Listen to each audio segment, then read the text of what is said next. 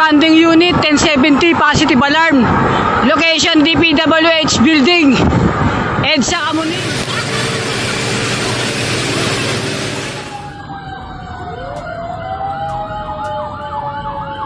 Mga boss, ay nga nasunog ang DPWH. In fact, ang opisina nila, I don't think so.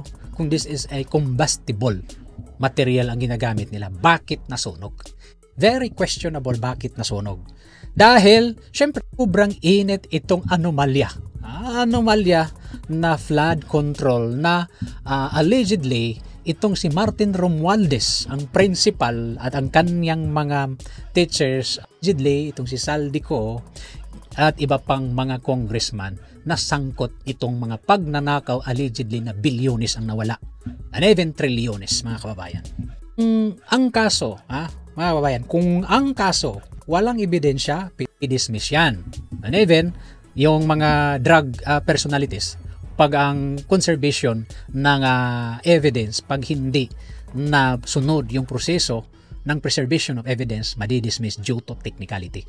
Ngayon, dahil mayroong isinasagawang investigasyon ang ICI, okay? Yung ICI na wala namang mandato, and this is not the official investigatory department sa ating gobyerno, ginawa ng ating Pangulo para mag-imbestiga, and they don't have even power to investigate. They don't have even mandate sa ating gobyerno. Sabi nila, ang ombudsman, they are waiting sa isa-submit at recommendation ng ICI.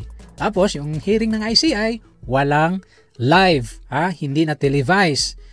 Anong aasahan natin? Supposedly, a public office is a public trust. Under Article 2, Section 28, dapat lahat ng mga government transaction should have a disclosure sa publiko. Kaso, hindi nila inano yan. Hindi nila yan tiningnan. Hindi nila kinukonsidera. Siyempre, nandyan sila sa posisyon.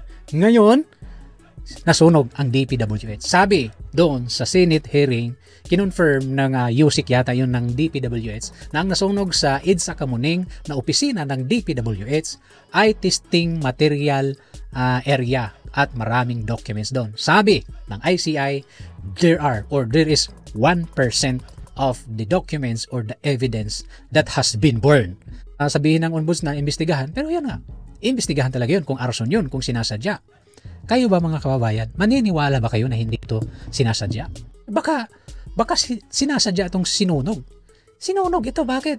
Kung walang ebidensya, walang testimony, walang witness, the case is dismissed or are dismissed. Kasi lack of evidence. O anong gagawin ng korte?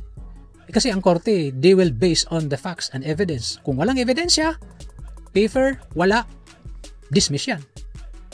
So ngayon, anong sasabihin ng mga taong bayan? And even me, ako, as an ordinary vlogger, bulol pa dito. Anong sasabihin ng ating kababayan? Mga kababayan natin, anong sasabihin? Maniniwala ba kayo na hindi sinasadya yan?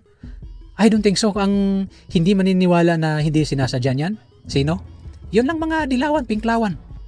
Kasi posible itong sinadya na sunugin. Kasi in the absence of evidence, well, of course, yung mga akusado, yung mga congressman na allegedly na involved nito, nagkakapi na. Kasi ang ebidensya wala na eh. Abo na.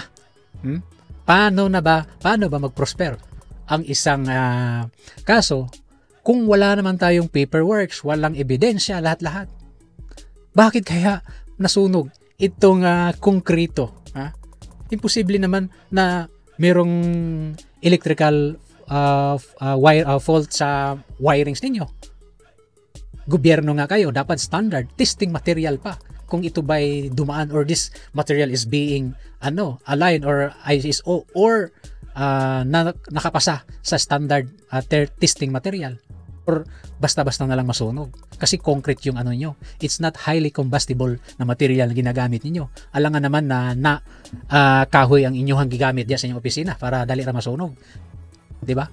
Ngayon, happy na kayo. Imagine, evidence finish, check, wala na. Nagsasaya na, posible nagsasaya na si Marcos at si Romualdez, check. Mga congressman nga involved doon at nandoon yung ebidensya, check, wala na. So anong aasahan natin sa gobyernong ito, mga kababayan? Kayo na ang bahalang mag-analysis noon. Kasi alam ko ang daming mga Marcos loyalists ngayon na bulag pa rin at hindi nila alam kung ano yung isisigaw nila. Gusto lang nila itong allegedly na pagnanakaw nitong mga congressman, allegedly itong si Romualdez Saldico at kanyang mga kasama. Itong mga anti-corruption advocate o itong mga grupong mga anti-corruption laging nagrarally dyan. Sabihin na panagutin ang mga magnanakaw pero never nilang masabing Marcos resign. Panagutin si Marcos, wala. Itong mga progresibong grupo na laging nagrarally dyan, they never said that Marcos should step down. Marcos should step down. They never said that. Kasi alam nila na nagbibenepisyo sila. Ano pang gagawin? Anong gagamitin nila sa bundok? Yan ang po yating Kayo ba naniniwala mga kababayan na ito ay hindi sinadya? I don't think so. Kasi itong investigasyon ng ICI, marami kasing hindi naniniwala. Even tayo, sino bang maniniwala?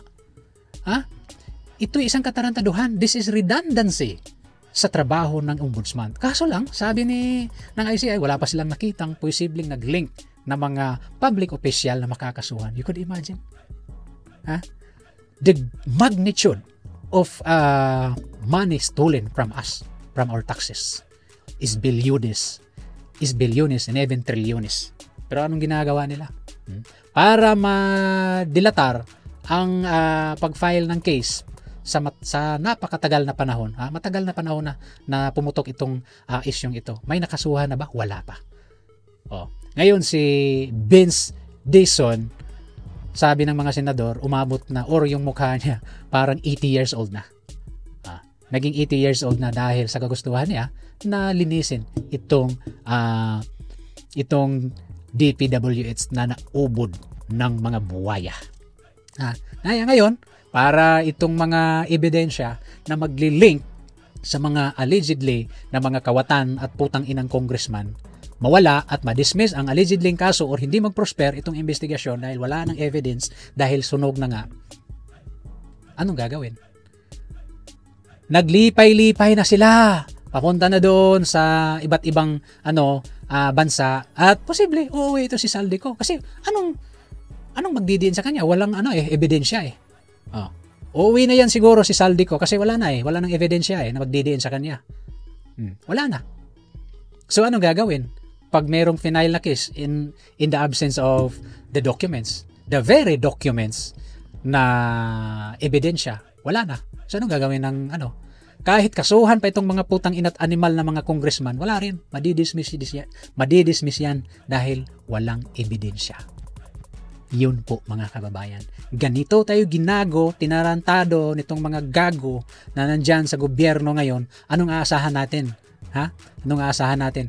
Kaya nga, out of ilan yun? 23,000 na school buildings na build up ni PRRD. Compare sa Marcos administration, 22 school buildings pa lang na build.